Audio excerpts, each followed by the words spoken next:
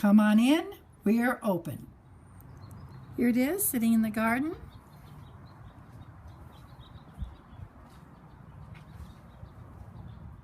Well, hello. Welcome to Found Things. It's a Gourd project, and it's a specific Gourd project. This is video number 1, and it's being made for students who are going to be taking my class, and I'm the instructor, Pam Watson. Hi. And they need to know what to do to be ready for the class. So if you've happened onto this video, you're probably wondering what it's about. Well, it's that. And I'm a member of the Orange County Gourd Society, and we meet once a month, and we love gourds. Now this is a gourd, and no, you don't eat it. It's ornamental, and you can do a lot of things. They come in shapes like snakes and apples and all kinds of shapes, and you can do really some wonderful things with them. So this is going to be the project. Now let's talk about what's going to be needed by you to bring to class that I'm not going to be supplying. I do have brushes that you can use, but I thought you should really bring certain ones with you. You can go to the local, like Ace Hardware, Lowe's, Home Depot, Michael's, and they sell these little cheap brushes that you can practically throw away. They're under $1 usually, but you want a narrow one, very, very narrow. You also want one that's kind of tapered, if you can see the tapering, just one that's tapered. And then you want, doesn't have to be this long, of course, but you want a small brush with this very, very tight bristles and very cut across square. In fact, if you have some that are ruined because you left them and they got real stiff, that's the greatest. You really want them practically ruined. So that's what you're going to be bringing. This is an absolute must. You can get this again at Michael's and I believe Lowe's and Home Depot. And again, online you buy E6000. No other glue, no other substitution. It has to be E6000. Another must is a heat gun. This is not a hair dryer. It's a heat gun.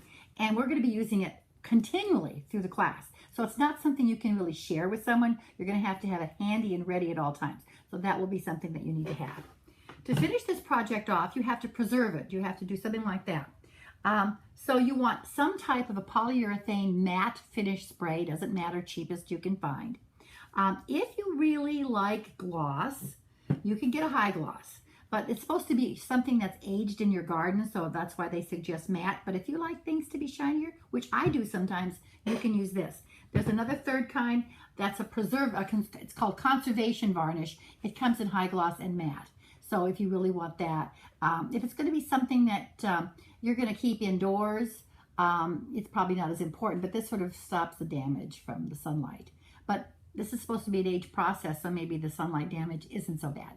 Okay, now let's talk about the found things, the things that you're going to be collecting for the project. This one is mine.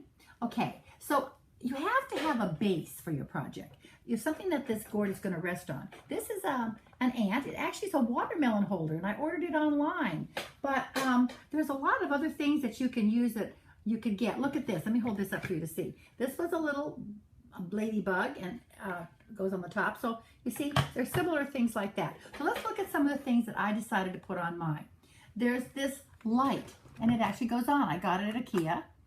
This is a watch, an old watch that doesn't work, and I used some spoons from a ice cream place and so it looks like a propeller. And if you'll come in really close, you can see I took some jewelry and I glued it, but you'll notice you kind of lose that it's jewelry, but you get the bumpiness, which is what you really want to get. And then at the top, I have another, besides the base, I think it's important to have another piece that you look at. This was a praying mantis from my garden, and it's probably been there 15 years, so it aged nicely. And then I took a piece of driftwood and I took an old some Halloween stuff, you know, like a webbing, and I put that up there for that idea. Okay, so you get that idea. Now look over here. We have a level. So I was trying to say, you know, you want to keep things level in life. Another piece of driftwood. And then I kind of thought of life as a gamble. So there's some, you know, dice and a little chip from gambling. And then I got a little bug. Sometimes you get those little bugs from Lowe's and all that. I decided that's kind of like a little hitchhiker. And then up here are tools, because I kind of thought, you know, tools are part of a life's journey. And then this is a little camera, because somebody seems to always be watching us. And then this was a starfish, because, you know, sometimes we help people, even if it's only one person at a time. So that was my idea. And I took a little plastic frog, just a little critter, and can you see that? I just glued it on, and you can still tell it's a frog. This was just a sand toy from my grandchildren who are now too old for it, and I put that up there, and it just looks like it's we're part of a ship. Then I always have a wingman. I kind of have something that I use when I do my project. So I took a little bug and put wings on it. This is an artificial flower, and it gets very stiff when you do this process. So you can use artificial flowers too. And also down here there's an artificial flower, but it's all flattened. And here I took a tape measure. And if you watch, it pulls out. And then I just push the little mouse here, which is another little, you go and you buy things on trips, and it comes back in. Then of course I took this as an old, like a socket, old socket that was taken out, and I put a plug in it. This is a little hook, and I put like things that represent the holidays. We're going to have St. Patrick's Day coming up, so I hung it here so I can change it. Again, this is a piece of driftwood. This is some moss I got at Michael's, and I glued it on. And see, even though it's soft moss, you can harden it with this process. Again, this is on the bug's antennas. That's just a little toy that children had, and that's what I used. If we come over here, this was a hat, and I put a little medallion on it, and that also gets hard, even though it was a real soft hat. Then I chose not to do the process on here because I wanted this to be, I could have done it, but I just wanted it to show up a little bit differently. Okay, so now let's talk about the things you might be collecting that I didn't necessarily choose. This was from a Halloween. Last year I just had a whole bunch of them sitting around. Dollar Tree was selling Slinkies, and I have a feeling this could be something really cute. Of course, seashells, leaves, little parts from IKEA. They have a little part bin in IKEA. You can just grab things from there, and it's really cute.